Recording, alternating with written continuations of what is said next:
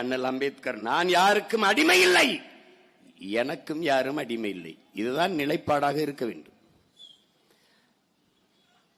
நான் உயர்ந்த சாதி என்று கருதி கொள்கிற பெருமக்களே, உங்களுக்கு கீழே யாரும் தாழ்ந்த சாதி இல்லை என்று எண்ணிக்கொண்டீர்களானால் ஒரு பிரச்சனையும் இல்லை. இதுதான் நிலைப்பாடாக இருக்க வேண்டும்.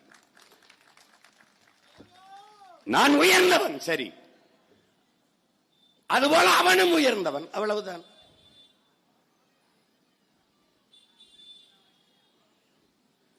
அந்த எண்ணம் தான் சமதர்மம், சமநிலை சமூகம். அதுதான்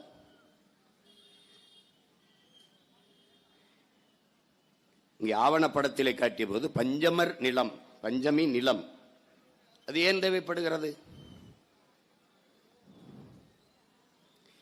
நிலமற்ற இனம் அடிமையா இருக்கும். உன் இடத்தினை உறுதி செய், உன் இனத்தை முன்னிறுத்து. இருக்க இடமற்றவன் அனைத்துலகம் பேச அருகதையற்றவன். இது கோட்பாடு.